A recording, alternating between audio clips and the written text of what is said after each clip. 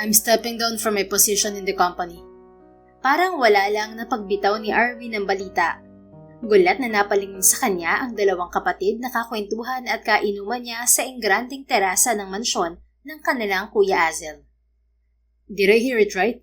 You're stepping down from your position? Ulit na tanong ng kanilang Kuya Azel. Ganun na nga kuya. Naipaalam ko na rin naman to kay Dad and he said kausapin ko kayo about this. Seryoso ka ba bro? Maybe you're just drunk. Singit na ng bunso nilang si Aldrich. No Aldrich, I'm not drunk and I'm serious. Bababa na ako sa posisyon ko ngayon bilang COO ng Fabricas Builders. What's your reason for stepping down? Sadaling tumahimik si Arvin at napatitig sa malawak na living area ng mansyon kung saan naroon ang mga asawa at anak ng kanyang mga kapatid. Nakaupo sa sofa ang asawa ni Kuya Azel na si Mirabella. Kausap nito ang asawa ni Aldrich na si Cyril. Samantalang ang dalawang anak naman ni Azel na sina Marvin at Ameline ay nasa carpet kalaro ang 2 taong gulang pa lamang na si Aldriel. Anak ito ni na Aldrich at Cyril. I want something new. Sagot niya sa mga kapatid. Something new like what, Arvin? Ani Azel. Like to have a quiet and peaceful life, kuya. Hindi na ako bumabata. I'm already 34 at ayoko namang gugulin ng buong buhay ko sa pag-upo lang sa opisina ko sa kumpanya. Gusto ko magkaroon na rin ng sariling buhay at magpahinga na muna sa ilang taong walang tigil na pagtatrabaho. Wow, ang ibig mo sabihin ay gusto mo nang mag-asawa? Bulalas ni Aldrich na unti-unting napangisi. Blankong tingin ang ibinigay niya sa kapatid at hindi ito sinagot. Sa halip ay hinarap na lamang niya si Kuya Azel. Don't worry kuya. Kahit naman bumaba na ako sa posisyon ko sa kumpanya ay maaasahan mo pa rin ako. Just in case you need my help, you can call me. I just need space and take rest. Wika niya ngunit umiling ito at nangingiti na ring inakbayan siya. Of course, we know and we understand. Leave the company to us, brother. Aldrich and I can handle it. Ang gusto kong gawin mo ay mag-focus ka sa gusto mong gawin ngayon. It's about time na rin na bumuo ka ng sarili mong pamilya. Akala ko nga hindi na namin maririnig ang bagay na yan sa'yo. Anito, lumapit na rin sa kanila si Aldrich at inakbayan na rin si Arvin. Kuya's right bro. Mag-focus ka na sa paghahanap ng mapapangasawa mo at nang mabigyan mo na rin kami ng pamangkin. Tagal mo na rin nagstay single ah. Hindi man siya magsalita ay kilalang kilala na siya ng 2 kapatid at tama rin naman ang mga ito. Sa ilang taon kasing puro trabaho ang inatupag niya, nakalimutan na niya ang magpakasaya at makipagrelasyon. Pero ngayon na unti-unti na niyang nare-realize na hindi na siya bumabata at ngayon pa na nakikita niya kung gaano kasaya ang mga kapatid niya na meron ng kani-kanya mga pamilya, napagtanto niyang oras na rin para bumuo naman siya ng para sa kanya. Pero bro, may plano ka na ba pagbaba mo sa posisyon? Ano ang susunod mong gagawin? Tanong ni Aldrich pagkuwan. I'm planning on going back to Nueva Ecija. Oh, seriously? Sa Nueva Ecija ka rin maghahanap ng mapapangasawa? Well, mas maganda nga yan para lahat tayo mga Fabricas ay puro taga Nueva Ecija na talaga na pangasawa. That's not my purpose on going there.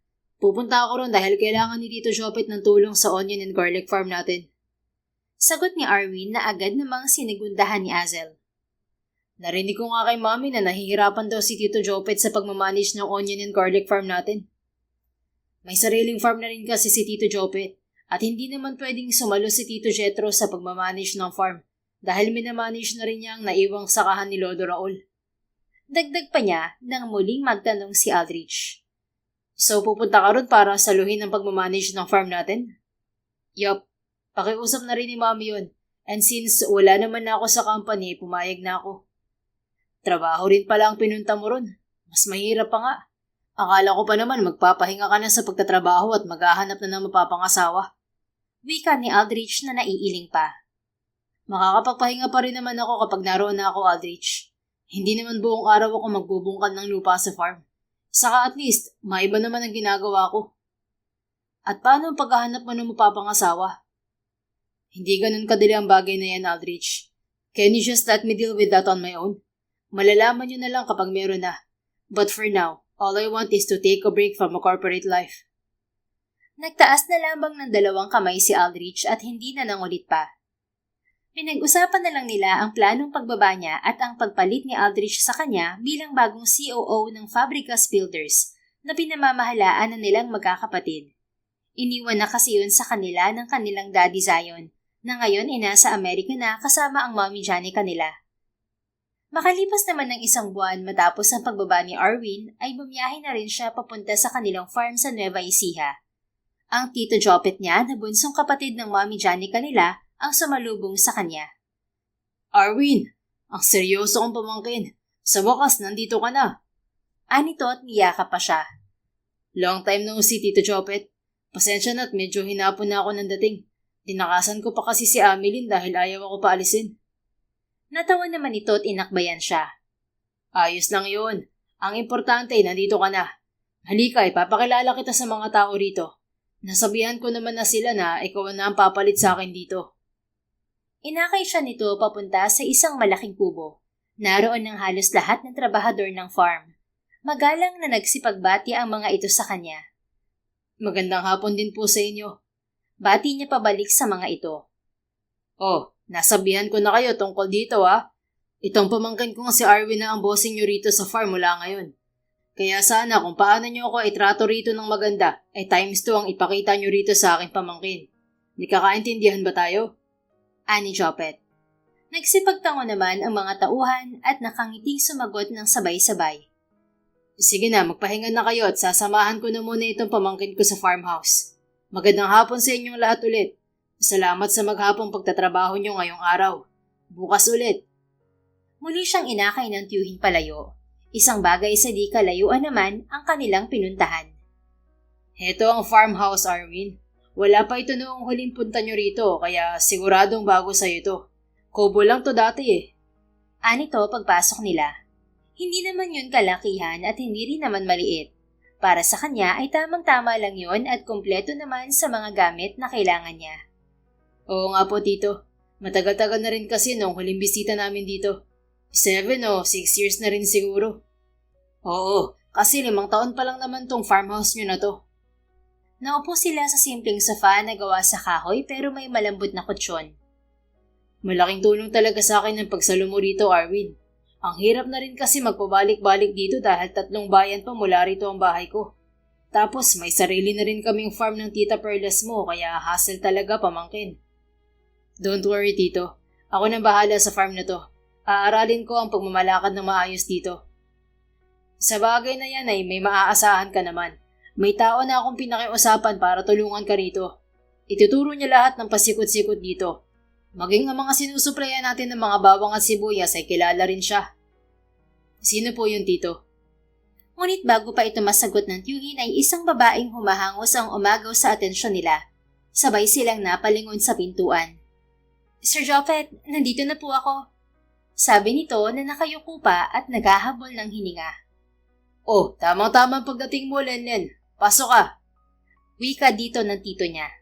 Nang mag-angat ito ng tingin ay agad na dumako sa direksyon ni Arwin ang mga mata nito.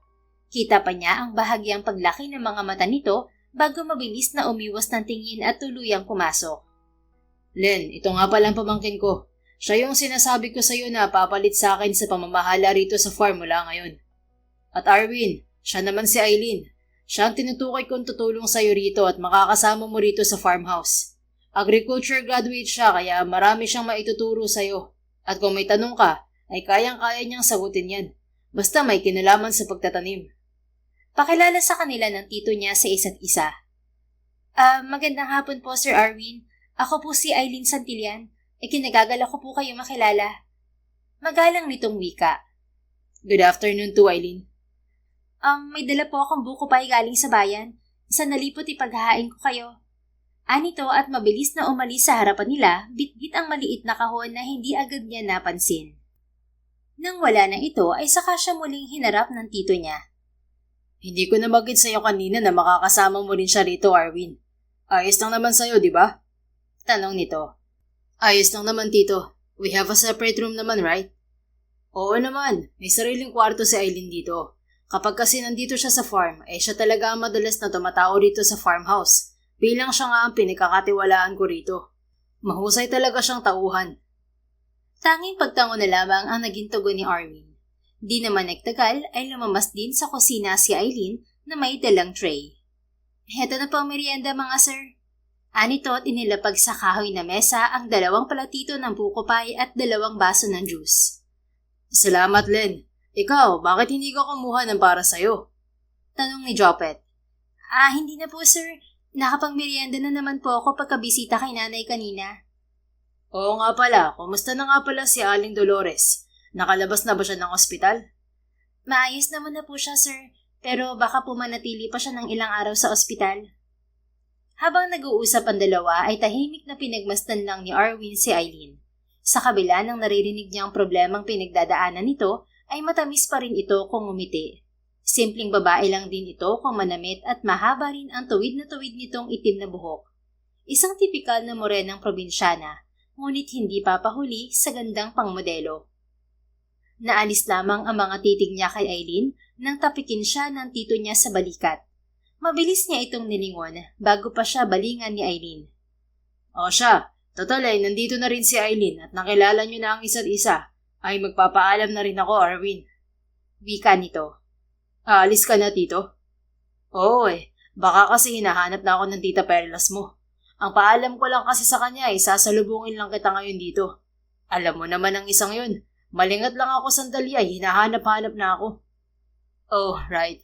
Kung ganun ay mag-iingat po kayo sa pag-uwi, tito. And send regards na lang kay Tita Perlas at sa mga pinsan ko. Bisita na lang ako sa inyo next time. Tumayo na sila sa pagkakaupo at sinamahan ang tito niya palabas ng farmhouse.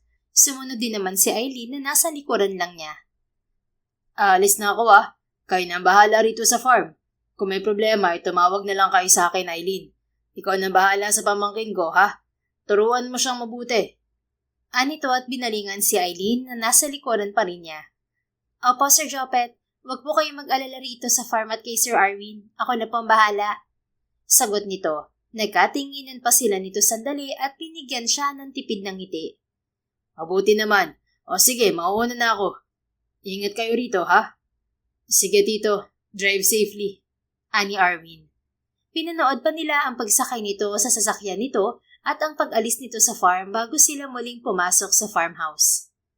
Sir Arwin, nalinis at naihanda ko na po pala ang kwartong gagamitin mo rito. Tutulungan ko na po kayong dalhin tong mga gamit mo. Untag ni Eileen at itinuro ang mga gamit niya. Isang maleta at isang malaking traveling bag lang naman yon. Oh, no need. Ako nang bahala sa mga gamit ko. Ituro mo na lang sa akin kung saan ang kwarto ko. Sige po sir. Dito po tayo.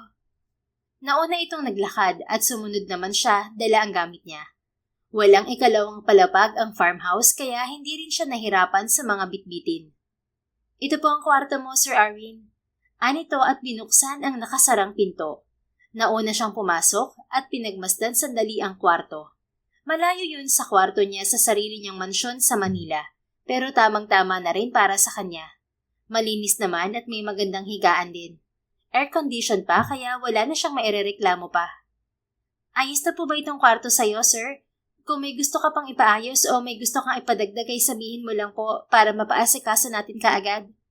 Ani Eileen na nasa labas pa rin ng silid. No, it's okay. Ayos na to sa akin. Salamat. Sige po, pero kapag may kailangan ka pa itawagin mo na lang po ako o kaya ikatukin mo na lang ako sa kwarto ko. Yung pinto po bago magkusina din ang kwarto ko. Tumango siya. Noted. Thanks again, Eileen. And if you'll excuse me, magpapahinga na muna ako. Baka hindi na rin ako lumabas for dinner. Ganun po ba? Sige po, magpahinga na po muna kayo, sir. Tumango pa ito sa kanya bago umalis. Pagsara niya ng pinto, ay nahiga agad siya sa kama at napatitig na lamang sa kisame. This is it. This is the beginning of my new life now. I hope I choose the right decision. Sabi niya. Hindi naman siya nagsisisi sa ginawang pa siya. Ang hiling lang niya ay ang umayon sa plano niya ang lahat.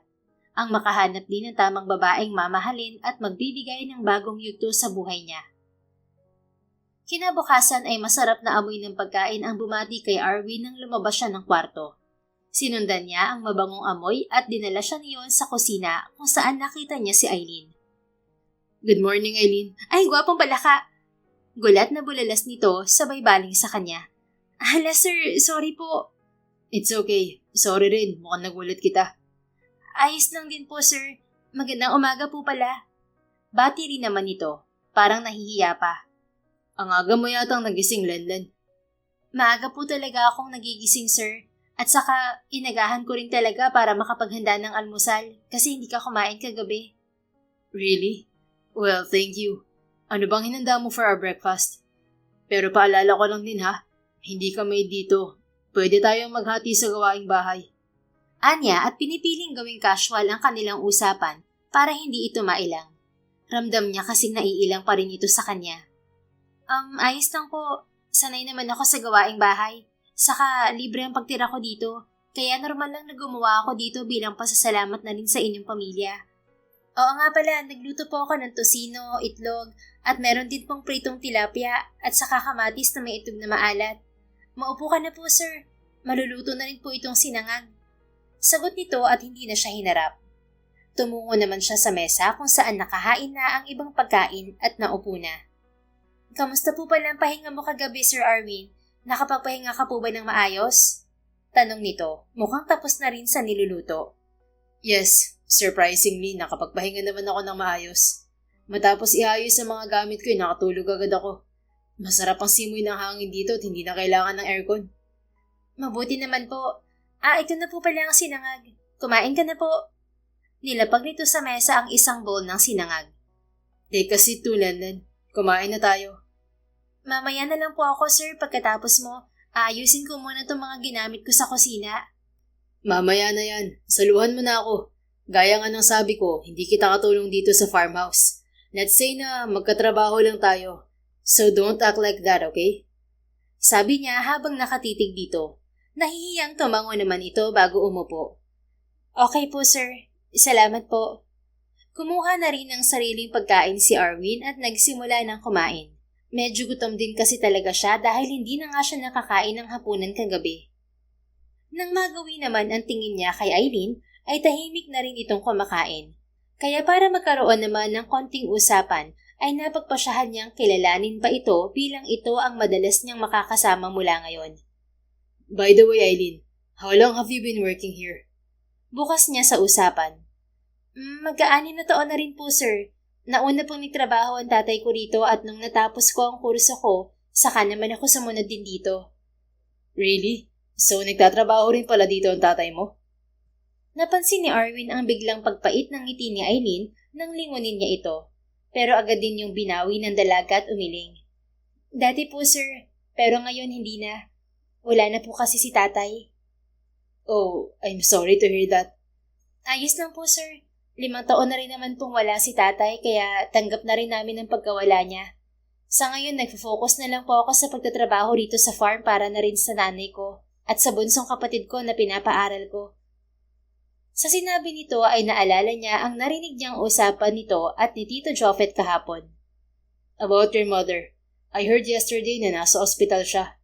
Wouldn't you mind if I ask what happened? Opo, sir. Nasa ospital nga po si nanay. May chronic kidney disease po kasi siya at nalaman namin yun last year pa.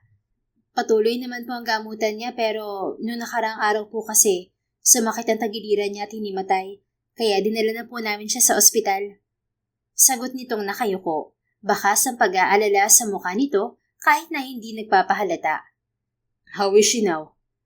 Sa awa naman po ng Diyos ay ayos na po siya, sir. Pero bilin pa rin ng doktor na manatili pa ng ilang araw si nanay sa ospital para masiguradong okay na talaga siya. It's good to hear that she's okay now. But how about you? Ayos ka lang ba na magtrabaho ka dito ngayon? Maybe you should go to her para mabantayan siya. Ayos lang po, sir.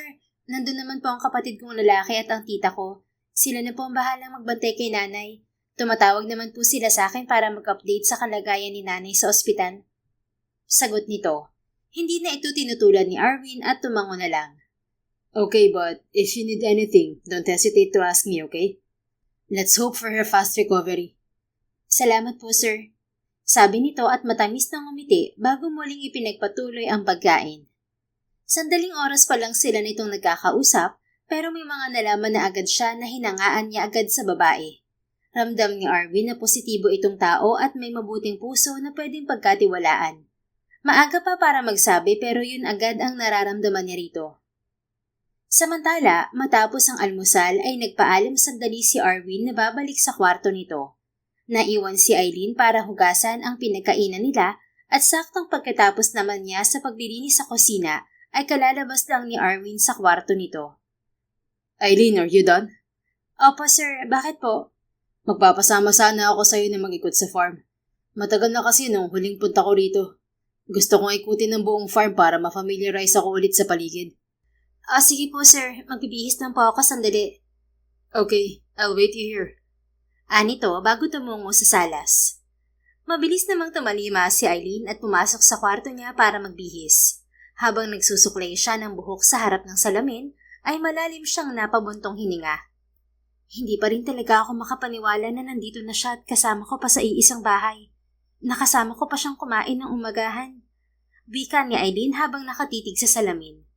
Nagbalik tuloy sa alaala niya ang unang beses na nakita niya si Arwin 6 na taon na rin noong bumisita ito kasama ang pamilya nito sa farm.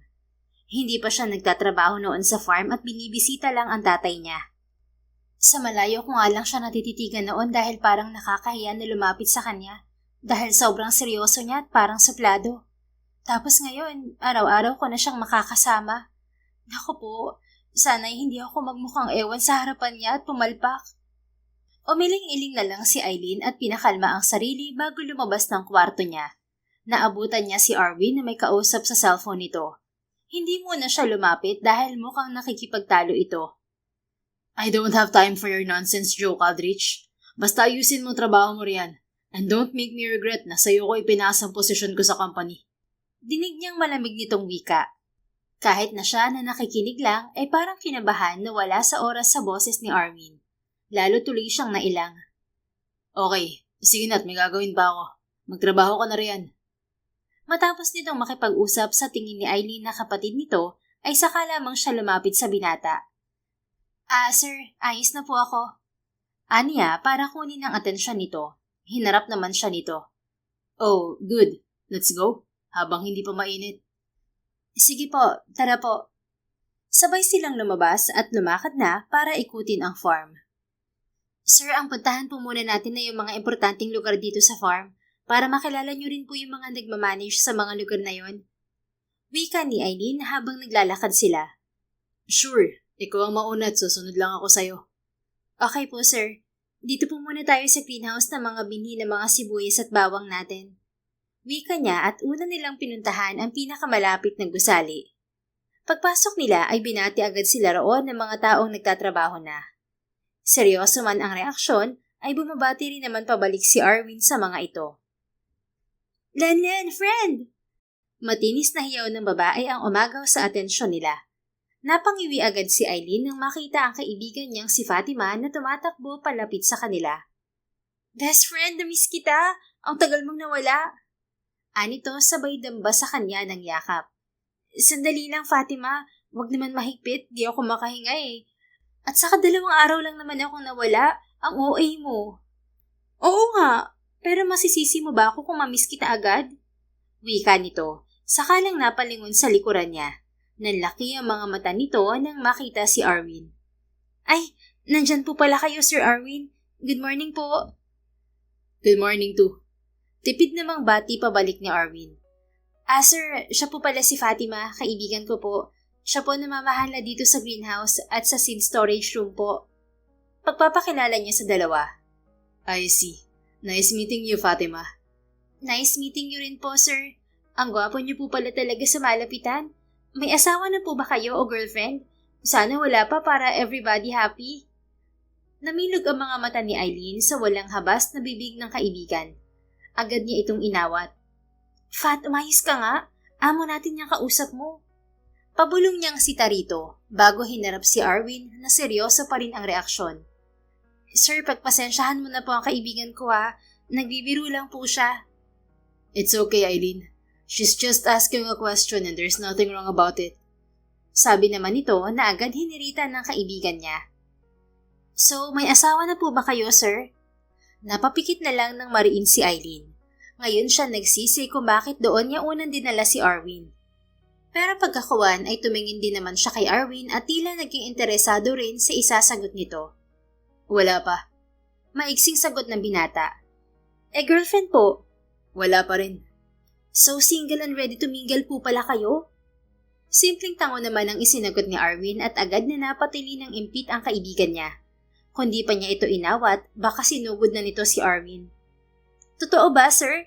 Ako rin single. Tapos tong friend ko, single rin po.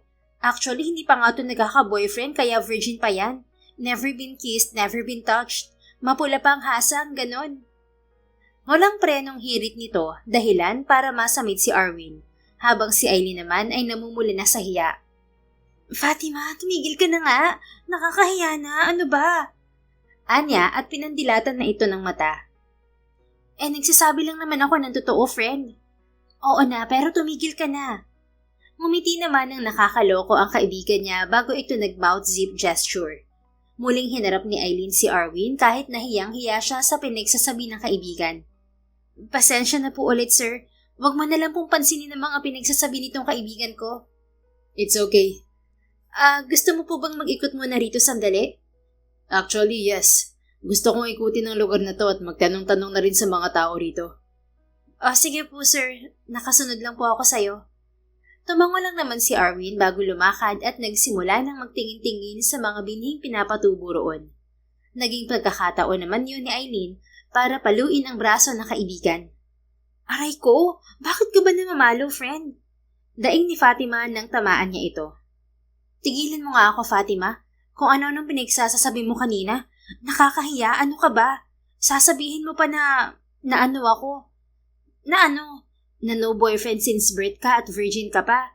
Totoo naman Oo na, nandun na nga tayo. Pero kailangan ba na sabihin mo pa sa kanya? Nakakahiya kaya? Agad naman itong umabrisyete sa braso niya at parang pusang nilambing siya. Sorry na, friend. Pagpasensyahan mo ng bibig ko na hindi na mapigilang dumakda kapag nakakakita ng gwapo. At saka, hindi kung sino lang ang kausap mo, okay? Hindi lang din natin siya basta-boss dito. Ipapaalala ko lang sa'yo na sila lang naman ang nagmamay-ari ng buong farm na to. Kaya umayos ka ng pakikipag-usap sa kanya. Baka masisante ka sa kadaldalan mo. Oo na, alam ko naman yun, no? Pero alam mo, nagtataka talaga ako kahapon pa Bakit kaya siya nandito, no? Hindi ba big boss sa kumpanya nila yan sa Maynila? Tanong nito habang pinagmamastan nila si Arwin na may kausap na matandang farmer. Alam mo, noong nakaraan ko pa talaga iniisip yan nung sinabi sa akin ni Sir Jopet na si Sir Arwin ang papalit sa kanya. Bakit hindi mo tinanong kay Sir Jopet? Close naman kayo nun Kanang kamay ka kaya nun dito sa farm? Nakakaya naman no, baka sabihin chismosa ako. Gaga, ano nakakaya sa pagtatanong? Mabait naman si Sir Jopet at may pakisama sa ating lahat. Hindi ko na rin kasi naisip na itanong dahil nga nasa ospital din si nanay nung nalaman ko yun, di ba? At saka, alam mo, narinig ko na rin kanina na kausap ni Sir Arwin ng kapatid niya. Mukhang ipinasa niya ang posisyon niya sa kapatid niya. Talaga? Naku, ibig sabihin hindi lang pansamantala si Sir Arwin dito? Posible kayang siya na talaga ang hahawak ng farm na to? Yun ang hindi ko alam. Abangan natin. Itanong mo kaya kay Sir Arwin mismo, friend. Anito at ngumisi. Ano? Ayoko nga. Kay Sir Jopet nga nahihiya na ako magtanong. Kay Sir Arwin pa kaya? Wag na. Hayaan na lang natin kung ano ba ang rason nang nandito siya. Ito naman? Yan ka na naman sa hiya-hiya mo Alam mo, ganyan ka rin nung unang beses natin siyang nakita dito noon 6 years ago pa. Nakikipagkilala na sa kanilang lahat tapos ikaw nasa malayo lang. Nakatanaw lang. Paalala nito. Nandoon din kasi noong araw na yun si Fatima. Ito kasi ang madalas niyang kasakasama noon sa pagbisita sa tatay niya sa farm noong buhay pa ito. At hanggang ngayon na nagtatrabaho na sila sa farm, magkasama pa rin sila nito kaya alam nito ang lahat. Sa nakakahiya nga lumapit At saka sa malayo pa lang ang seryoso na niya tingnan. Di ba nga halos hindi siya nagsasalita noong nandito sila dati? Sa bagay, tumpa ka naman dyan. Kung titingnan mo siya, mukha talaga siyang mahirap lapitan dahil ang intimidating ng itsura niya, Len. Ay nako, sinabi mo pa. Kaya nga sa farmhouse ay talagang naiilang ako kapag kasama siya. Lalo na kanina sa pagkain. Ay, oo nga pala no, magkasama kayo sa farmhouse. Di araw-araw nakikiligin ng pechay mo niyan. Namilog ang mga mata ni Eileen at mabilis na nilinga ang paligid kung may nakarinig. Medyo napalakas kasi ang pagkakasabi nito. Fatima, yung bibig mo naman. Fatima pa naman ang pangalan mo pero yung lumalabas sa bibig mo puro kabalbalan. Umayos ka nga. Sita niya rito at pasimpleng kinurot ang tagiliran nito pero tinawanan lang siya. Asus, pa-virgin lang kasi pero ang totoo, kinikilig ka ng kasama mo sa iisang bahay ang crush mo. Hirit nito na ikinapula na niya. Higit kanino man, si Fatima kasi talaga ang nakakaalam ng lahat, kaya wala siyang maitatago rito. Kaya nga noong nalaman niyang si Arwin ang tutulungan niya sa farm, ay kinabahan siya na makakasama niya ang taong hinahangaan niya. Tumigil ka nga, Fat. Huwag mo nang gawing mas awkward pa ang pakiramdam ko, pwede ba? Asus, ang kaibigan ko Maria Clara talaga, oo. O sige na, hindi na kita bibiruin. Pero i-feel mo pa rin ang pakiramdam na yan. Kahit minsan naman maglandi ka rin, hindi yung puro trabaho. Aba, 30 ka na pero wala ka pa rin nagiging jowa. Yung ibang kasabayan natin may mga asawa at anak na. Tapos ikaw nga pa rin. Baka ma-expired na talaga yung pechay mo, friend. Landi-landi rin pag may time, girl. Hindi na rin sumagot pa si Eileen dahil ayaw na rin niyang pahabain pa ang usapan. Sakto rin namang palapit na si Arwin kaya nagpaalam na rin siya sa kaibigan para ituloy ang paglilibot nila. Marami-rami na rin palang nagbago sa farm. Ang daming bagong facility na wala noong huling punta namin dito. Sabi ni Arwin pagkalabas nila sa napakalaking bodega na imbakan ng mga inaning bawang at sibuyas. Ngunit wala pang laman dahil hindi pa anihan season. Opo sir. Gusto rin kasi ni Sir Jopet noon na kompleto ang farm sa lahat ng kailangan. Lalo na't isa tayo sa pinakamalaking supplier ng bawang at sibuyas sa buong bansa. Kaya nga bilib ako kay Tita Jopet sa naging pamamalakad niya rito. I hope magawa ko rin na maayos ang trabaho ko dito. Alam kong kayang-kaya mo po yan, sir. Hindi naman po mahirap ang mga trabaho rito. At saka matalino naman po kayo eh. Kahit mga supplier, siguradong magugustuhan ka. Sabi niya dahilan para lingunin siya nito. Nandyan ka naman para tulungan ako, right? Mabilis na iniwas ni Eileen ang tingin dito nang biglang bumilis ang tibok ng puso niya. Opo sir, syempre naman po tutulungan kita. Yun nga po ang bilin sa akin ni Sir Jopet eh. Sagot niya at piniling gawing casual ang boses. Then ngayon pa lang nagpapasalamat na ako sa iyo, Eileen. I'll be in your care from now on. Salamat din po sir sa tiwalang ibibigay mo. Anya. Natapos din nalang puntahan ang bawat facility sa farm bago magtanghalian. At sa mga sumunod na araw naman ay ang mismong taniman na ang pinuntahan nila. Kitang-kita talaga ni Eileen na gustong matuto ni Arwin sa buhay sa farm. Kaya hindi na siya nagtataka na 4 na araw lang ay sa ulado na nito ang lahat. Eileen, bukas na pala ang start ng harvest season, tama? Tanong nito habang sila ay naghahapunan. Opo sir, pero sibuyas pa lang po ang pwede simulang anihin. Mas maikli po kasi ang growing period ng sibuyas kaysa sa bawang kaya mas nauna yung i-harvest. I see. Sasama ako bukas sa pag-harvest. Natigilan naman si Eileen sa sinabi nito. Po? Gusto mong tumulong sa pag-aani, sir? Yes. Hindi ba sabi mo na ikot mo na rin halos lahat ng trabaho rito sa farm dati? I want to do that too. Gusto ko maging hands-on sa lahat ng klase ng trabaho rito sa farm. Kaya tutulong din ako mag-ani bukas. Napakurap-kurap si Eileen sa narinig. Sa mga nagdaang araw kasi ay madalas na pag-aasikaso sa mga papel ng farm at pag-iikot ang ginagawa nito. Kung yan po ang gusto mo, sir, sagot na lang niya.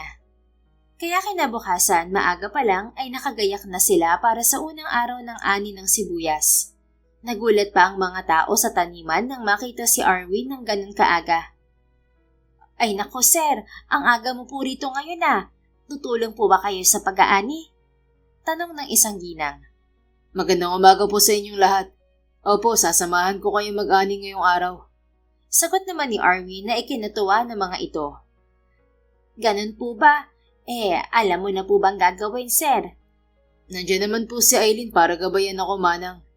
Sagot nito at tumingin pa sa kanya.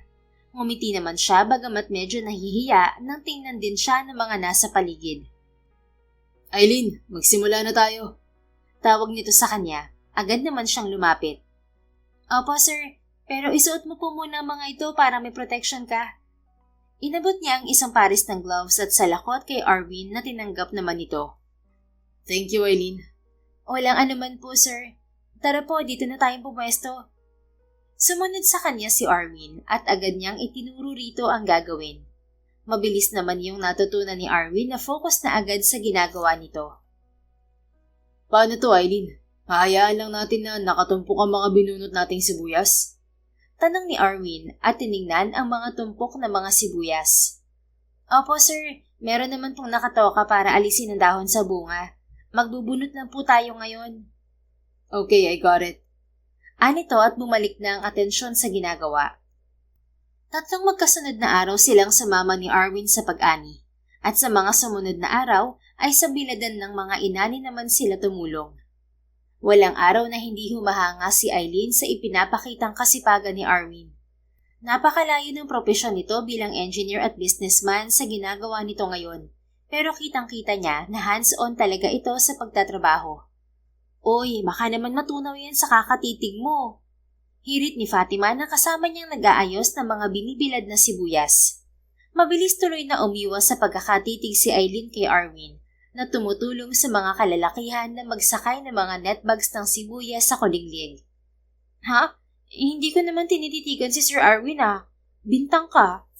Mabilis niyang buwelta. Oh, huli. Wala naman akong sinasabi na si Sir Arwin ang tinititigan mo ah. Ang isda nga naman, sa bibig talaga nahuhuli. Fat, inaasar mo na naman ako. Tigilan mo nga ako. Natawa naman ito ng malakas bago tumanaw kay Arwin.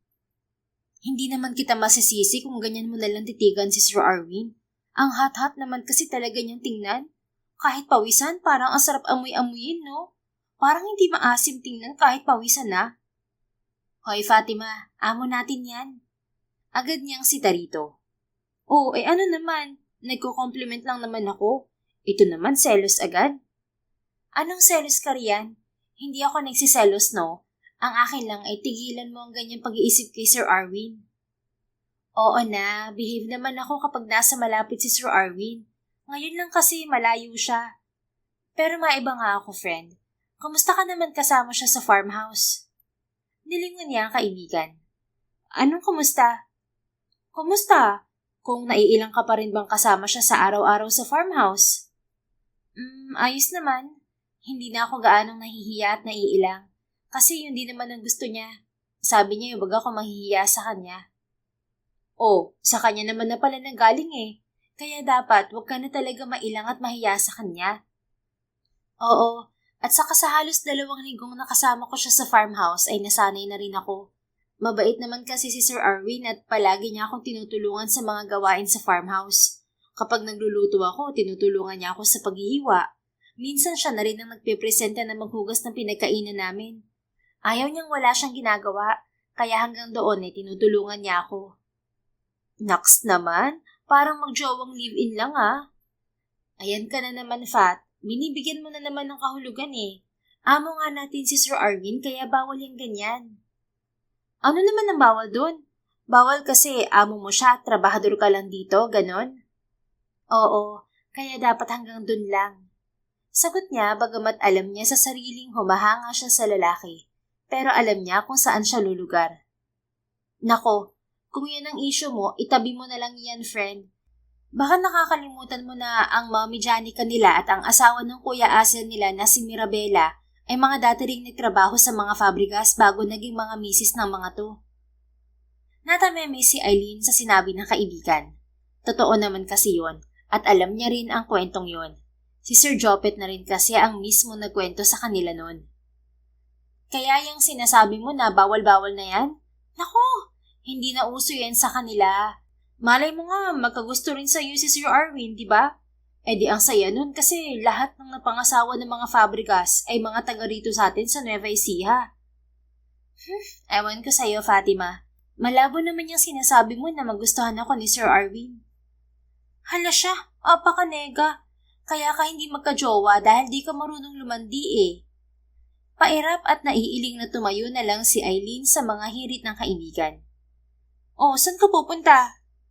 Hahatiran ko lang ng tubig at tawag si Sir Arwin. Ay, Best girlfriend Korean friend. Go, go, go! Kantso pa ng kaibigan na hindi na lang niya pinansin. Bitbit ang baon na tumbler at towel ay nilapitan niya si Arwin na mag-isang nagsasalansan ng mga net bags ng sibuyas sa lupa. Sir Arwin, tama na po muna yan. Pahinga ka na po muna. Basang-basa ka na ng pawis oh. Anya pagkalapit dito. Oh, ikaw pala Eileen. Ayos lang ako. Tinapos ko lang to para maisakay na agad sa kuliglig mamaya pagbalik. How about you? Tapos na kayo sa pag-ayos sa curing? Tapos na po sir, ihahango na rin yun maya-maya. Sagot niya at pinagmasdan ito na basang-basa na ng pawis.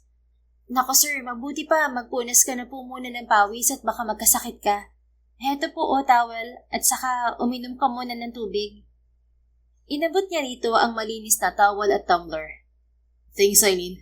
Kaso marumi ang kamay ko. If it's not too much for you, pwedeng ikaw na magpunas ng pawis ko. Natigalgal si Eileen sa sinabi nito. Ngunit ang mas ikinagulat niya ay nang alisin nito ang suot na long sleeves. Tanging puting sando na hapit sa magandang katawan na lamang nito ang suot nito. I'll get the water, Eileen. Ikaw na magpunas sa akin dahil marumi ang kamay ko. Untang nito at kinuha sa isang kamay niya ang tumbler. Doon lamang siya natauhan sa pagkakatulala rito. Sige po sir. Lihim na pinakalma na lang ni Eileen ang sarili, lalo na ang pusong mabilis na ang pagtipok. Una niyang pinunasan ang mukha nito pababa sa leeg nito habang umiinom ito ng tubig. Iniwasan na lang ni Eileen na matitigan ito sa mukha kahit na alam niyang tinitingnan siya nito. Tapos na po sir. Anya matapos punasan ang mukha at leeg nito. Oh, pwede bang pakipunasan na rin ng likuran ko, Len? Po? Sige po. Ayos lang po, sir. Talikod ka po. Tumalikod naman ito sa kanya at kinuha ni Eileen ang pagkakataon na yon para huminga ng malalim. Sa ginawa niyang yun ay hindi sinasadyang maamoy na tuloy ang preskong amoy nito kahit papawisan ang binata. Ni minsan hindi ito nag-amoy mabaho kahit na araw-araw silang nagtatrabaho sa farm. Tama si Fatima. Hot ito at hindi amoy maasim kahit pawisan. Baka 4 or 5 days pa pala bago matapos anihin ang lahat ng sibuyas. It took almost 2 weeks bago matapos, no? Ani Arwin habang pinupunasan niya ang likuran nito. Opo sir, sobrang lawak po kasi ng farm kaya minsan ay inaabot talaga ng 2 linggo. Nung nakaraan nga po ay halos 3 linggo ang inabot namin bago natapos mag-ani. Sa sibuyas pa lang po yun at wala pang bawang. Really? So mas mabilis pala tayo ngayon? Yes po sir. Siguro ay dahil nandito ka kaya mas mabilis ang trabaho ng mga tao. So you're telling me na nung wala pa ako mabagal sila? Baka naman magalit sila sa'yo kapag narinig nila yan, Len. Ha? Nako, hindi po sa ganun sir. Nagbibiro lang po ako. Mabilis niyang buwelta nang mahinang tumawa ito. Natigilan si Eileen dahil doon. Yun kasi ang unang beses na narinig niya itong tumawa. Nang tingnan niya ito, kahit nakatalikod pa ay halata niyang nakangiti ito. Relax, Eileen. I'm just joking too. Alam ko naman na masisipag ang mga tauhan natin dito. By the way, tapos na ba? Sabi nito. Mabilis na inalis ni Eileen ang kamay sa loob ng sando nito at dumistansya. Opo sir, tapos na po. Anya at umiwas ng tingin nang humarap to. Thank you, Lenlen. Walang anuman po sir. Babalik na po muna ako sa curing, sir. Tutulong na ako sa pagsamsam ng mga binilad na sibuyas. Oh, sure. Thanks again. Sabi naman nito. Tumango na lang siya at mabilis na lumakad pabalik sa curing area. Hawak niya ang dibdib niyang parang may naghahabulan sa bilis ng tibok nito. Ipinagpapasalamat nga rin niya na wala si Fatima roon pagbalik niya, kaya walang mang-aasar sa kanya. Kumalma ka, Eileen. Tumawa lang naman siya at ngumiti eh. Pero kasi ngayon ko lang siya narinig na tumawa at nakitang ngumiti. Bulong niya sa sarili. Kapag bumabalik sa isipan niya ang mukha ni Arwin na nakangiti kahit na side lamang ang nakita niya, ay nagiinit ang mukha niya. Hanggang matapos tuloy ang trabaho nila ay hindi na yun nawala sa isipan niya. Samantala, 4 na araw nga ang lumipas at tuluyan nang natapos ang anihan ng sibuyas. Nagpahanda pa ng masarap na salo-salo si Arwin para sa lahat bilang selebrasyon. Finally, tapos na rin ang anihan. It took almost a month din. Anya pagka-uwi nila ni Eileen sa farmhouse. Nakisalo sila sa selebrasyon ng mga magsasaka. Nakaupo lang siya sa sofa sa salas at napatingin kay Eileen na kagagaling lamang sa kusina. May dala itong 2 baso ng juice. Oo nga po sir eh. Congrats po pala. Sabi nito paglapag ng baso sa mesa. Napatitig tuloy siya rito. For what? Sa success po ng unang harvest season nyo rito sa farm. Tuwag-tuwa po ang mga farmers dahil sinamahan mo sila mula unang araw ng anihan hanggang sa matapos.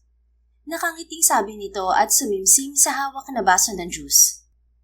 Well, sabi ko naman na gusto ko ma-experience ang lahat ng trabaho dito para alam ko ang hirap ng lahat at hindi ko rin naman magagawa ng maayos ang lahat nang wala ang tulong mo. Naku, wala po yun sir. Ginagawa ko lang naman ng bilin sa akin ni Sir Joffet. At saka, mabilis ka naman matuto. Hindi ka na kailangang turuan ng matagal. But still, malaki pa rin na itulong mo sa akin. Hindi ako nahirapang mag-adjust dito sa farm dahil sa tulong mo. So thank you so much, Eileen. Nahihiyang napangiti naman ito na hindi halos makatingin sa kanya. Habang pinagmamasdan niya ito ay hindi niya rin mapigilang hindi mapangiti. May gaan kasing nararamdaman si Arwin sa tuwing kausap niya ang dalaga at nakikitang nakangiti. 1 buwan pa lang niya itong nakikilala pero nakakaramdam na siya ng pagiging kalmado sa presensya nito. Bagay na ngayon lang nangyari sa kanya sa ilang taon niyang nananatiling single. Kaya sa bawat araw na kasama niya si Eileen ay mas lalo siyang nagkakaroon ng interes na mas kilalanin pa ito ng lubos. Sir Arwin, may papaalam po sana ako sa'yo. Anito. Oo naman, what is it? Magpapaalam po sana ako na umuwi sa amin. 1 month na po kasi ako hindi nakakabisita kay nanay dahil po sa harvest season. Ngayon natapos naman na po, mas maluwag na po ang trabaho. Naituro ko na rin naman po sa inyo ang pagtatala ng mga deliveries natin at pagkolekta ng mga payment ng mga client. Yeah, sure. Pwede naman, Eileen. Alam ko na rin naman lahat ng gawain na pansamantala mong iiwan. Salamat po, sir. Kahit 1 araw lang po ako magstay sa amin. Uuwi na lang po ako kinabukasan para tulungan ka sa natitirang distribution ng mga ani. No problem. You can stay with them as long as you want. Wala naman ang gagawin dito eh. Ayos na po sa akin ng 1 buong araw na makasama sila, sir. Okay, if that's what you want. Pero kung gusto mong magstay pa sa inyo ng ilang araw ay wala namang problema.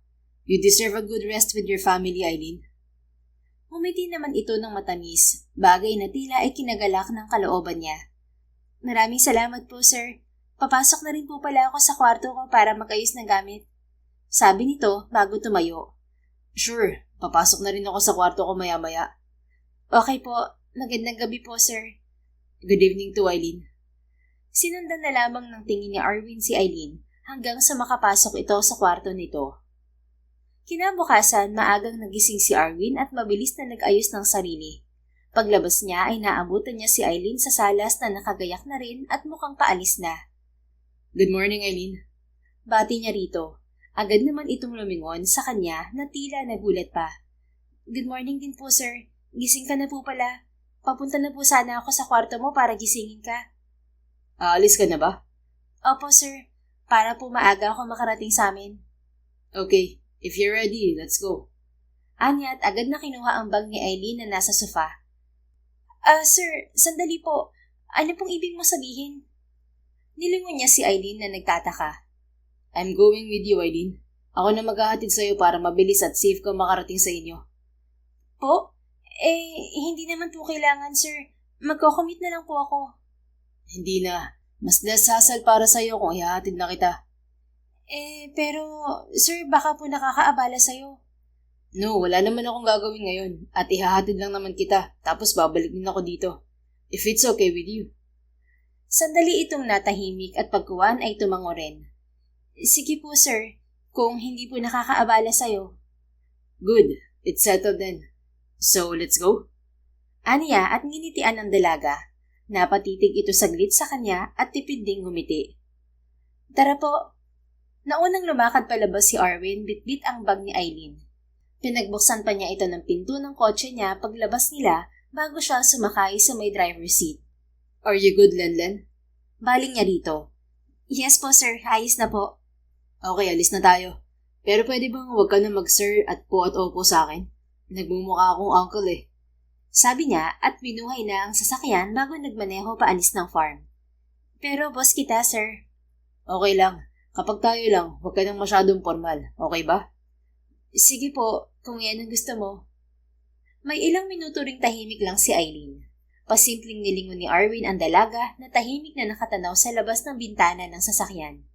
Nang hindi na siya nakatiis ay siya na ang bumasag sa katahimikan. Are you okay, Eileen? Untag niya. Huli niya ang gulat nito. Tinigilan na lamang niya ang humiti. Oo naman. Ayos lang naman. Salamat nga pala sa pagsama at pagkatid sa akin ha. Minsan kasi inaabot ako ng 1 oras o higit pa sa biyahe mula rito sa Bungabon pa uwi sa amin sa Talavera. You're welcome. But hey, you're from Talavera? Oo, sa San Pascual. Bakit? Nothing. Tagarian din kasi na pangasawa ni Kuya Asel, si Ate Mirabela. Talaga? Saan sa Talavera? Tanong nito na tila nawala ng hiya. I'm not sure pero parang sa Makinis yata. I don't know if I'm right. Natawa naman ito sa sinabi niya kaya napalingon siya rito.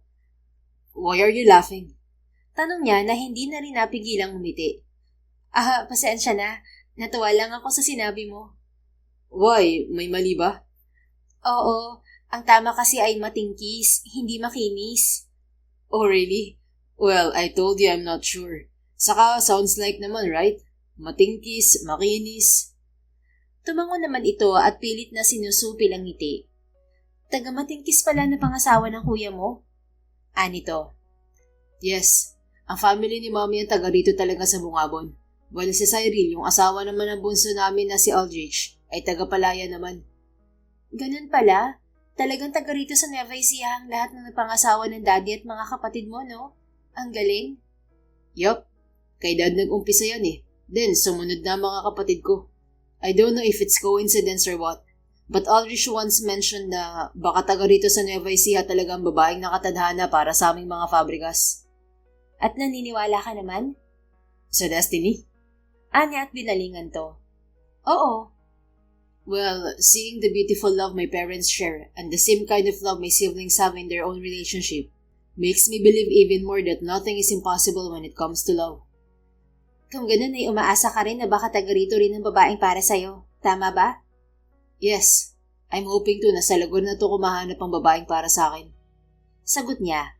Nang lingunin naman siya ng dalaga ay nagtama ang kanilang mga mata. Sobrang sandaling oras lang yon pero pakiramdam ni Arwin ay bumagal ang oras. Kabaliktaran naman noon ang biglang pagbilis ng tibok ng kanyang puso. Ngayon lang siya nakaramdam ng ganong pakiramdam. Kaya alam niyang sa puntong iyon na may pagtingin na siyang nararamdaman para kay Eileen. Ang totoo, unang kita pa lang niya sa dalaga ay napahanga na siya sa taglay nitong ganda at pag-uugali. Pero sinupil niya ang puso dahil maaga pa para magkagusto sa dalaga. Pero ngayon, sigurado na siya sa nararamdaman. Naniniwala rin ako sa tadhana, Arwin. At kung taga rito ang babaeng gusto mong maging kapareha, hinihiling ko na makita mo siya. Anito at tipid ng umiti bago muling tumanaw sa labas ng bintana. No need. I think I found her already. Mahina niyang sabi habang nakasulyap kay Eileen. Napalingon naman ito sa kanya. Ano yun, sir? Nakangiting umiling siya at tumingin na sa daan. Nothing. Sabi ko ako naman sana ang may itatanong if it's okay with you. Sige lang. Ano ba yun? Have you been into a relationship before, Lenlen? Tanong niya. Sandaling natameme naman to. Hindi pa. Seriously? As in, wala ka pang nagiging boyfriend? Wala pa eh. Why? Is it by choice? Nahihiyang tumango naman si Eileen. Parang ganun na nga. Priority ko muna kasi ang nanay ko at ang pag-aaral ng kapatid ko. May mga utang din kasi kaming kailangang bayaran kaya wala pa yan sa isipan ko. I see. Pero wala ka mang balak na maghanap ng boyfriend? Hindi ko pa masasabi yan sa ngayon. Why? Kasi hindi ko pa mahaharap yan. Siguro saka na kapag bayad ko na lahat ng utang namin at kapag napagtapos ko na ang kapatid ko. Sagot nito na halos hindi nakalingon sa kanya. What if you meet someone who can provide you all of that? Tanong ni Arwin na hindi na rin niya napigilan. Gusto lang niyang malaman ang isasagot nito. Paanong provide ang lahat? You know, someone na may kakayahan na tulungan ka sa mga problema mo. Would you give that person a chance, Eileen? Hindi ko masasagot yan. Kasi parang ang pangit naman, di ba? Na dahil lang sa tinulungan ka sa pinansyal ay bibigyan mo ng chance ang tao? Paano kung bukod sa pagtulong, gusto ka rin talaga ng taong yun? Binalingan niya si Eileen na sandaling natahimik at tila nag-iisip ng isasagot. Ewan ko. Mahina nitong tugon. Siguro kailangan ko munang tanungin ang sarili ko kung gusto ko rin ba siya. Kasi hindi naman sapat na mabait siya o malaki ang naitulong niya. Kaya pinilit ko lang ang sarili ko na magustuhan siya dahil doon. Unfair yun para sa side niya, di ba? Napangiti na lang si Arvin at bumaling sa daan. Yan din ang gusto kong marinig. Napatingin naman ito sa kanya na nagtataka. Bakit naman? Usisa ni Eileen. Kasi ibig sabihin, hindi ka madaling mabili ng kahit na ano. Pinipili mo pa rin ng taong mamahalin mo. Napayuko naman ito, ngunit kita ni Arvin na napangiti rin to. Ganda naman kasi talaga dapat, di ba? Yeah, I agree. Nasabi na lang ni Arvin. Sa naging usapan na yon ay mas lalo pang tumaas ang paghanga ni Arvin kay Eileen. At sa mga oras na yon, pumapasok na sa isipan niyang si Eileen na ang babaeng tingin niya ay para sa kanya. Mukhang hindi na siya pahihirapan ng tadhana na mahanap si Mr. Right. Hindi naman nagtagal ay nakarating din sila sa barangay ni na Eileen. Kita niya agad ang saya nito nang matanaw na nito ang bahay nito. Dito na lang, Sir Arvin. Maluwag naman ang harap ng bahay kaya pwedeng iparada ang sasakyan dito. Sabi nito nang itabi niya ang sasakyan. Okay, sige na, mauna ka na bumaba. I'll follow. Sige. Pagbaba ni Eileen, kita niya ang pagtakbo nito papasok sa maliit na bakuran ng bahay. Pinatay niya muna ang makina ng kanyang sasakyan bago bumaba bitbit ang bag ni Eileen. Ang bilis mo namang nakarating, anak. Akala ko'y maya-maya ka pa. Dinig niyang wika ng nanay nito. Hindi na po kasi ako nag-commute, Nay, kaya mabilis ako nakarating. Hinatid po kasi ako ng amo ko. Siya ba yun, ate? Turo sa kanya ng binatang nakasando na hula niya ay ang kapatid ni Eileen. Ay, Nanay, Sherwin, si Sir Arvin po pala. Siya po ang amo namin ngayon sa farm. Sir Arvin, ang nanay Dolores ko po at ang kapatid ko. Pakilala ni Eileen sa kanila sa isa't isa. Magandang umaga po sa inyo. Bati niya sa nanay ni Eileen at nagmano siya rito. Binalingan niya rin ang kapatid ng dalaga at nakipag-fist bump nito. Magandang araw din po, sir. Nako, Eileen, bakit naman hindi mo sinabi na isasama mo ang amo mo rito? Sana'y nakapaghanda pa kami ng mas masarap na tanghalian. Napalingon siya kay Eileen na napatingin din sa kanya kaya siya na ang sumagot. Ayos lang po. Hinatid ko lang naman po si Eileen para mas mabilis siyang makauwi sa inyo. Alis na rin po ako. Sir, alis ka na kaagad? Pumasok ka muna para magpahinga. At saka saluhan mo na rin kami sa tanghalian. Hindi ka nakapag-almusal kanina eh. Sabi ni Eileen. Ay, oo nga naman, sir. Nakakahiya naman kung papauwiin namin kayong hindi man lang nakakakain o nakakainom man lang. Tara po, pasok po kayo. Segunda ng ina nito. Tumingin siya kay Eileen. Sige na, sir. Saluhan mo na kami. Masarap magluto si nanay. Anito, ngumiti na rin siya. Okay, medyo gutom na nga rin ako. Salamat po sa pag-imbita, Aling Dolores. Ay, wala po yun, sir. Tara na po. Kinuha na sa kanya ng kapatid ni Eileen ang hawak niyang bag nito bago sila pumasok. Sir, maupo ka po. Heto at naghanda ako ng maiinom nyo. Anang nanay ni Eileen na pinagkuha siya ng juice. Salamat po. Pasensya na po kayo sa bahay namin, Sir Arvin ha. Maliit lang. Naku, wag po kayong humingi ng pasensya. In fact, ang ganda po ng bahay nyo. Very cozy po. Agad niyang sabi. Totoo naman kasi, kahit simple lang ang bahay ni Eileen ay maganda naman yon at maaliwalas. Salamat naman kung ganon, sir. At salamat din po pala sa paghatid sa anak ko, ha? Walang anuman po. At kung pwede po sana ay Arvin na lang pong itawag niyo sa akin. Wika niya. Kita niyang nagkatinginan naman sandali si Eileen at ang nanay nito. Pero kayo po ang amo ng anak ko, sir. Nakakahiya naman po. No po, ayos lang po yun sa akin. Arvin na lang pong itawag niyo sa akin. Sige po, kung yan po ang gusto niyo. Maghahanda na ako ng pananghalian natin. Arvin, kumakain ka ba ng ginataang langka at tulingan? Yun lang kasi naihanda akong ulam eh. Paborito kasi nitong si Lenden namin ng ginataang langka, kaya yun ang nailuto ko. Sabi nito. Yes po, kumakain naman po ako ng isda at nakatikim na rin ako ng ginataang langka. Ayan, mabuti naman. O sige, maghahain na muna ako ha. Sige po, salamat po. Silang dalawa na lang ni Eileen ang naiwan sa salas nang umalis ang nanay nito. Eileen, bakit nakatayo ka lang dyan? This is your house. Maupo ka. Sabi niya, hindi pa rin kasi ito umuupo. Oo. Lihim siyang napangiti nang umupo nga ito sa pangsingkol na upuan sa gilid lang ng kinauupuan niya. Why are you so tense? May mali ba sa sinabi ko kanina? Wala naman. Talagang naiilang lang ako at hindi sanay na tawagin ka lang sa pangalan mo. Sinabi ko na yan sa'yo. Then, masanay ka na. Kasi mula ngayon, ganun na ang gusto kong itawag mo sa akin kahit saan. Okay? Let's practice having a casual conversation now. Marahan naman itong tumango at tipid ng umiti. Sige, kahit nakakahiya at nakakailang talaga ay susubukan ko. Maya-maya ay bumalik na ang kapatid ni Eileen at tinawag na sila sa hapag. Sama-sama silang nagsalo sa simpleng tanghalian na hinanda ng nanay ni Eileen para sa kanila. Kumusta ang niluto ko, Arwin? Nagustuhan mo ba? Medyo maanghang lang ang ginataang langka kasi yan ang gusto nitong magkapatid eh. Nakuha nila sa tatay nila. Tanong ng nanay ni Eileen. Opo, kumakain naman po ako na maanghang. Ang sarap nga po ng luto nyo. Mukhang mapaparami po ang kain ko. Abay, oo naman. Sige lang, kumain ka lang ng marami. Salamat po. Nakangiti niyang sabi at binalingan si Eileen. Binigyan din siya nito ng simpleng ngiti. Natapos na magaan ang tanghalian nila. Hindi siya tinuring na iba ng mga ito at isinasali siya lagi sa kwentuhan. Marami-rami ring nalaman si Arwin na kwento tungkol kay Eileen, lalo na sa kabataan nito. Ngayon ay malinaw na sa kanya kung saan nakuha ni Eileen ang pagiging positibo nito sa buhay at ang inspirasyon nito sa trabaho. Arwin, pasensya ka na sa ingay namin lalo na sa kakulitan ng kapatid ko. Ani Eileen paglabas nila ng bahay. It's okay. Nakakatawa nga kayong panoorin magkapatid. You're very close. Kami lang naman kasing dalawang magkapatid kaya wala kaming choice kundi maging close. Biro nito. Silly. By the way, magpapaalam na rin ako para makapag-bonding na kayong tatlo. Ganun ba? Sige, sandali at tatawagin ko si nanay. Tinawag nga ni Eileen ang nanay at kapatid nito na agad lumabas ng bahay. Mauuna na po ako. Salamat po ulit sa masarap na tanghalian, Ay Dolores. Paalam ni Arwin.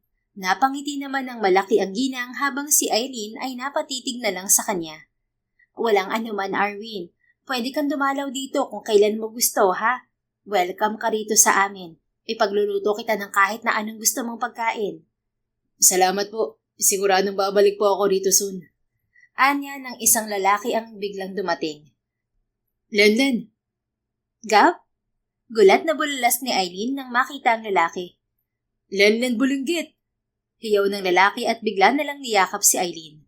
Nagsalubong nang wala sa oras ang mga kilay ni Arwin habang pinagmamasdan ng dalawa. Kahit ang nanay at kapatid ni Eileen ay tila natuwa na nakita ang lalaki. Gab, anong ginagawa mo rito? Di ba nasa Manila ka? Kailan ka ba nakauwi? Sunod-sunod na tanong dito ni Eileen.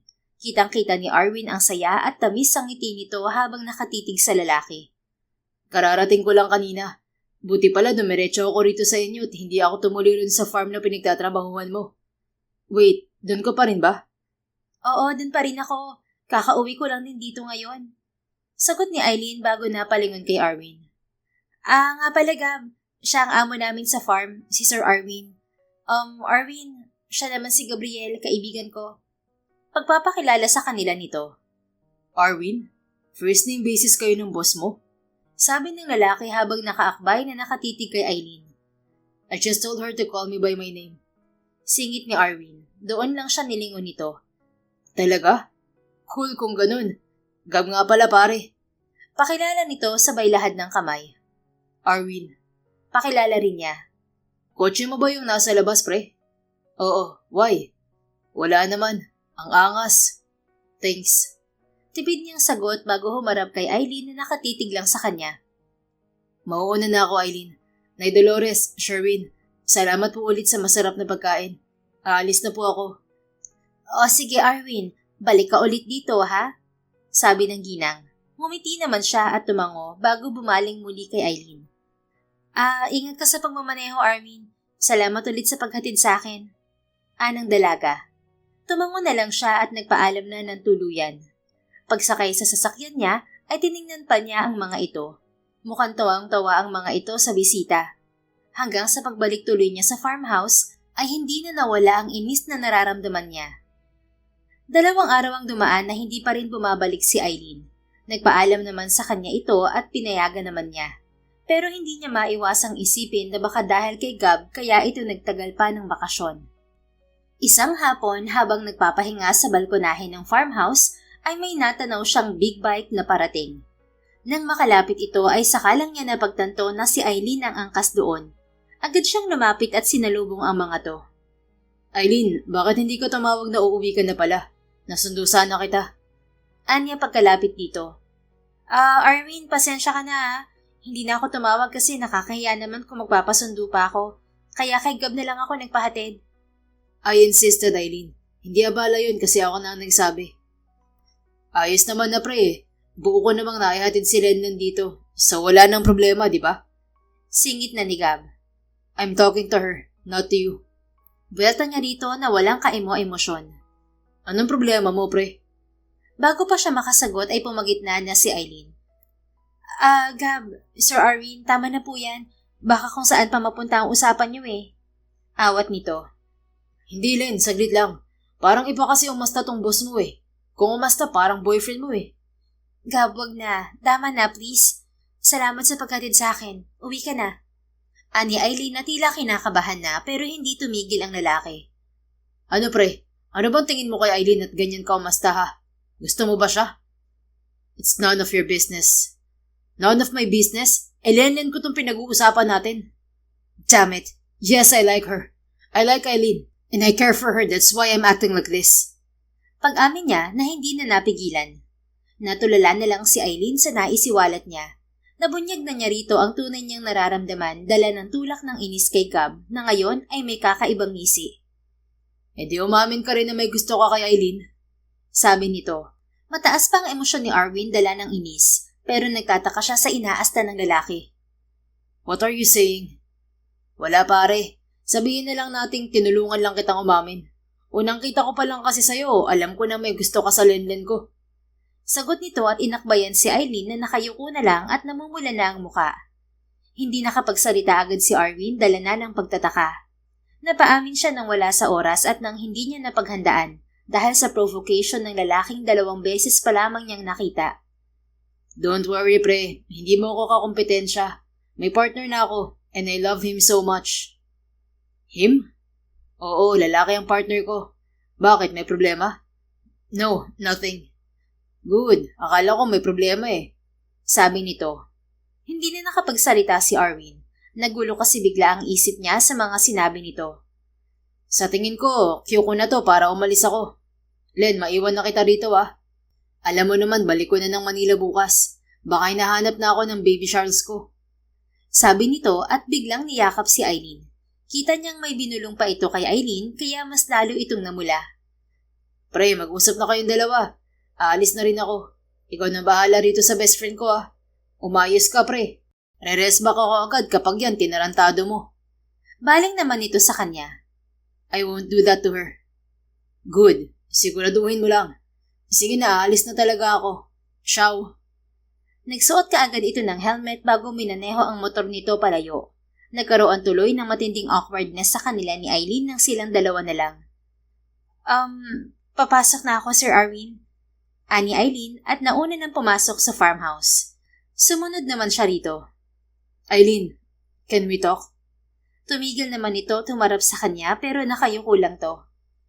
Ano po yon, Sir Arwin? Sir Arwin? Why are you calling me like that again?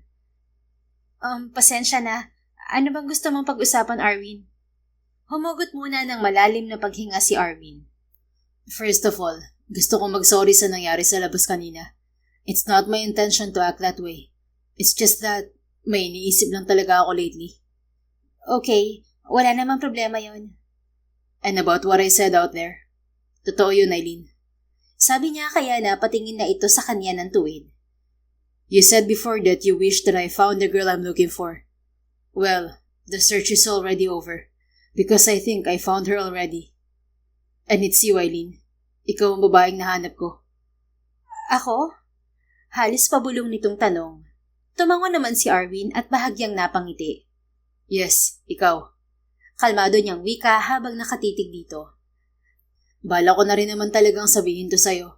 I'm planning but I didn't expect na ngayon mismo to mangyayari dahil sa pag-provoke sa akin ni Gab. But I think it's better. At least now, nasabi ko na nararamdaman ko para sa'yo, Eileen. Hindi ko alam kung anong sasabihin ko. You don't have to say anything right now. Ayoko mapilitan ka. Gusto ko lang maging honest sa nararamdaman ko at malaman mo na rin para makapagsimula na ako. Makapagsimula ng ano? Ng panliligaw sa'yo. Namilog naman ang mga mata ni Eileen. Panliligaw? Yes, umamin na ako sa'yo ngayon na gusto kita. So to prove my pure and sincere intentions to you, manliligaw ako. Sagot niya at napakamot sa batok. Well, hindi ko pa to nagagawa since ngayon lang ako manliligaw. But I'll do my best para maipakita sa'yo na seryoso ako sa'yo, Eileen. Ang totoo, nagpunta ako dito sa farm hindi lang para subukan ng buhay probinsya at pagbubukid, kundi para rin makahanap ng babaeng mamahalin ko at mamahalin ako. At ikaw ang pinili ng puso ko, Eileen. Hindi na nakapagsalita si Eileen at tahimik na tumango na lang. Kahit na hindi umayon sa plano ni Arwin ang lahat, ayos na rin sa kanya na nasabi na niya sa wakas kay Eileen ang kanyang nararamdaman. Nang gabing yon, sunod namang inisip ni Arwin kung paano sisimulan ang panliligaw kay Eileen. Sa paglipas ng mga araw, naging kaswal pa rin ang pakikitungo ni Eileen kay Arwin. Walang nagbago sa mga routine nila sa farm. Isang araw, tahimik na nakatulala lang si Eileen sa kawalan katabi ang kaibigan niyang si Fatima na kanina pa nagdadaldal. Nasa farmhouse sila ngayon at nagme-merienda. Hoy, may kausap ba ako rito o wala? Baka naman itong kakaninang sumagot sa akin, no? Untag ng kaibigan niya. Saka lang siya natauhan. Aha? Anong sinasabi mo, Fatima? Ayan, kasi nakatulala eh. Ano ba kasing iniisip mo? Iniisip mo ba si Sir Arwin? Hindi Ibang bagay ang iniisip ko. Naku, tigilan mo ako, Lenlen. Alam ko kung kailan ka nagsisinungaling. Ano nga? Sandaling humugot naman ng malalim na paghinga si Eileen bago tumango. Oo na, siya talaga ang iniisip ko. Di umamin ka rin. Bakit mo naman siya iniisip? Kasi hindi ko alam kung seryoso ba siya rin sa sinabi niya sa akin nung nakaraang linggo eh. Na gusto ka niya at gusto kanyang ligawan? Naikwento na kasi niya rito ang naging pag-amin ni Arwin sa kanya at talagang kilig na kilig din ito noong nalaman nito yon. Oo. Bakit mo naman pinag-iisipan kung seryoso ba siya o hindi sa nararamdaman niya sa'yo? Kasi isang linggo na nga mula nang umamin siya pero hanggang ngayon wala pa rin siyang ginagawa, Fatima. Tapos ng mga nakaraan, palagi siyang may ginagawa o kaya naman umaalis. Tulad ngayon, di ba? Maghapon siyang wala rito sa farm. Napapaisip tuloy ako na baka nagbago na ang isip niya at nahihiya lang siyang magsabi kaya umaalis na lang siya dito. O baka naiisip na niyang bumalik sa dati niyang buhay sa Maynila. Labas niya ng saloobin. Nakakaloka ka? Umabot na talaga sa ganyan ang iniisip mo? Lahat naman tayo nagiging busy na ulit dahil malapit na ang anihan ng bawang, di ba? Oo nga, nandun na tayo. Pero di ba kung gusto talaga niyang manligaw ay may paraan na siya dapat agad. Napangiti naman ng nakakaloko ang kaibigan niya. Sus, ang sabihin mo, excited ka lang maligawan ng crush mo kaya naaatat ka riyan. Biro nito, para tuloy siyang nahiya sa sinabi nito. Oy, hindi ganun yun Nagtataka lang ako. Yun lang yun, Fatima. Huwag ka nga riyan. Diyosera, huwag ka kasi mag-isip ng kung ano-ano riyan. Di ba nga nasabi mo na first time niyang mandiligaw? Oo, sabi niya. O, di ba? Baka naman nag-iisip pa siya kung paano ka liligawan kasi nga first time niya. Kaya ikaw, relax ka lang at huwag kang atat, okay? Mahal ka nun at liligawan ka rin nun. Malay mo, bukas. O kaya ngayon rin mismo. Sabi nito at saktong-sakto naman na may kumatok sa pintuan. Nagkatinginan pa sila nito. Sandalit pagbubuksan ko lang. Anya at lumakad papunta sa pintuan. Nang buksan niya ito ay bumungad sa kanya ang mga magsasaka ng farm na nakatayo sa labas ng farmhouse. Nagtataka siyang pinagmasdan ang mga ito. Ano pong meron?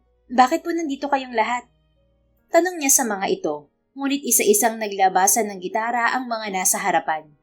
Nagulat siya nang magsimulang tumugtog ang mga to. Pero ang hindi niya sunod na inaasahan ay ang paghawi ng mga ito at ang paglalakad ni Arwin na may dalang bulaklak at nakangiting nakatitig ito sa kanya habang kumakanta. Hindi na naalis ang mga mata ni Eileen kay Arwin hanggang sa matapos itong kumanta. Hawak-hawak niya ang dibdib niyang kinakabugna ng malakas nang lumapit ito sa kanya. Hi Eileen, flowers for you. Anito nang lapitan siya. Salamat. I hope you like it. At pati na ang pangaharana ko sa'yo. Hindi ako magaling kumanta so sana pagpasensyahan mo na ang boses ko. Hindi, ayos lang naman Arwin. Nagustuhan ko nga eh. Mabuti naman. Kasi pinaghandaan ko talaga to para sa'yo. Of course, with the help of them. Sabi nito at nilingon ang mga farmer na nakangiting nakatingin sa kanilang dalawa. Medyo nahiya tuloy siya sa nangyayari ngayon. Kaya ka ba parating busy at umaalis ng mas maaga para dito? Yes.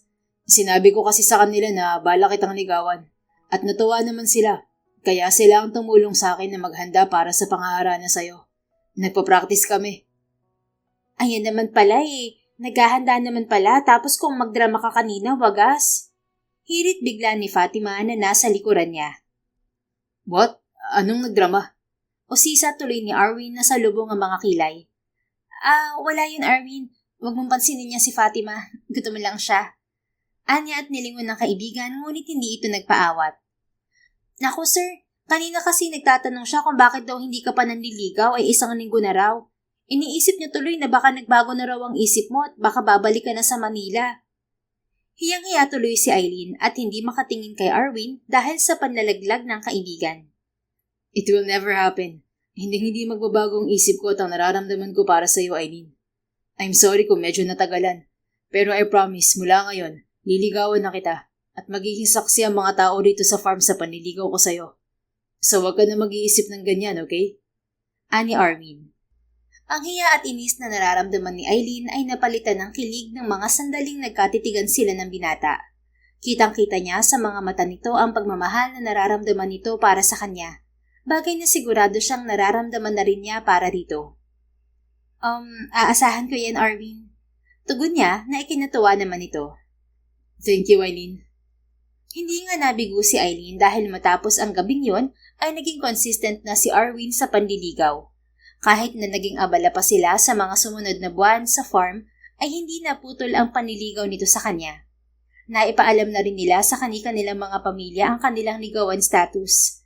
Parehong suportado naman sila ng mga ito, lalong-lalo na ang mga kapatid ni Arwin nang isama siya nito sa Manila para ipakilala sa mga to. Kapag nga naaalala niya kung paano siya winelcome ng mga ito, ay napapangiti na lang siya.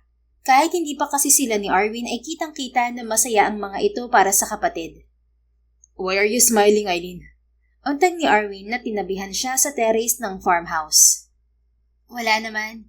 Naaalala ko lang yung mga kapatid mo nung pumunta tayo sa Manila last week. Masayang-masaya sila para sa'yo kahit na nanliligaw ka pa lang. Nakangiti niyang sabi, napangiti rin naman ito habang nakatitig sa kanya. Well, siguro dahil matagal na nilang hinihintay ang araw na may ipapakilala na ako sa kanilang babae na mamahalin ko. Wala ka talagang niligawan noon? Wala. Nakita mo naman ang reaksyon ng mga kapatid ko nung pinakilala kita, right? Ikaw lang ang una at huling babaeng ipapakilala ko sa kanila, Eileen. Paano ka naman nakakasigurado na ako na ang huli? Because I will make it happen. Sisiguraduhin kong ikaw na talaga hanggang dulo. Paano kung hindi kita sagutin? 2 buwan ka na kaya naniligaw sa akin. Eileen, kahit naabutin pa ng taon ng panliligaw ko sa'yo, hindi ako susuko dahil alam kong worth it ang paghihintay ko. Pigil na pigil ni Eileen ang sarili ng umiti kahit na para na siyang kinikiliti sa kilig dahil sa sinabi nito. Hindi ako makapaniwala. Wika niya na ikinataka ni Arwin. Sa ano? Dito sa nangyayari ngayon. Dati kasi sa malayo lang kita pinagmamasdan noong unang beses kitang nakita rito sa farm. Tapos naging bagong amo ka pa namin dito sa farm. At ngayon, nanliligaw ka na sa akin. Parang panaginip lang na mula sa malayo dati ay nasa harap na kita ngayon, Arwin. Wait, you saw me here before? Oo. Nung huling punta nyo rito, siguro mga 6 na taon na rin na nakalipas. Hindi pa ako nagtatrabaho nun dito. Dinalaw ko lang si tatay tapos sakto na nandito kayo. At nagpapakilala sa inyo lahat ng tao dito sa farm. Really? Bakit hindi ka lumapit nun? Eh di sana matagal na kitang nakita. Kasi nahihiya ako. Ang seryoso mo kasi nun at hindi ka nagsasalita, kaya parang ang suplado mo tingnan. Pagkukwento niya, bahagyang natawa si Arwin. So yung pagiging poker face ko pala ang dahilan kaya hindi mo ako nilapitan noon? Oo Kaya nga nung nalaman ko na ikaw ang papalit kay Sir Jopet, kinabahan ako. Lalo na't sa akin niya binigay ang trabaho na tulungan ka rito sa farm. How about now? Nagsisisi ka ba na tinanggap mo ang trabaho na binigay ni Tito sa'yo? Tanong nito na mabilis niyang sinagot ng pag-iling. Hindi, kasi napatunayan ko naman na hindi ka naman pala talaga masungit. Mabait ka at masipag, bagay na nakatago lang sa pagiging seryoso mo.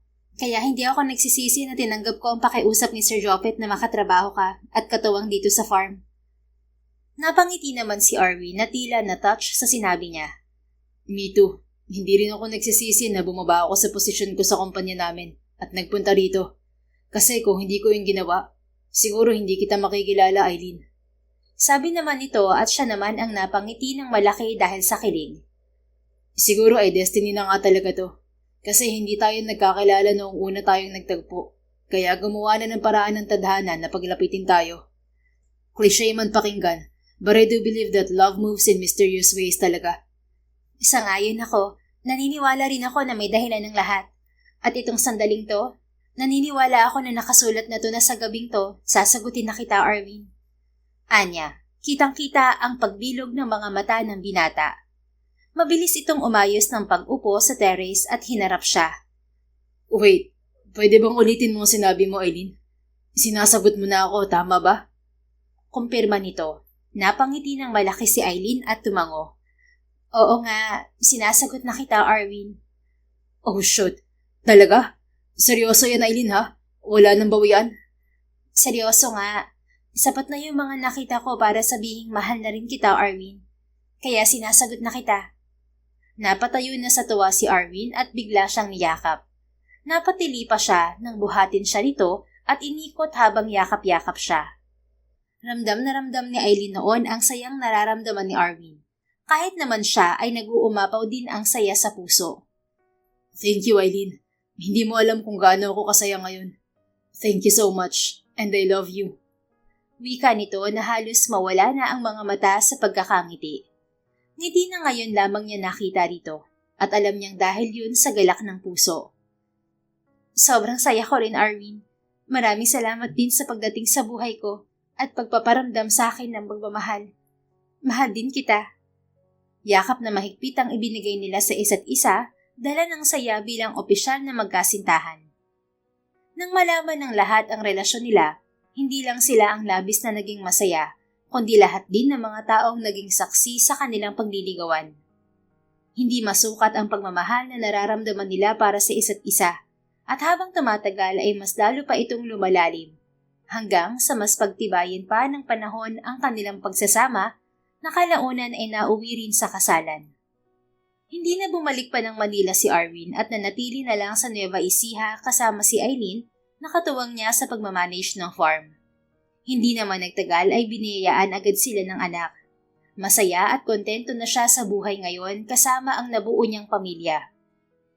Nagkataon man o itinadhana na ang pagtatagpo nila ni Aileen, para kay Arwin ay hindi siya nagsisisi sa mga desisyong pinili.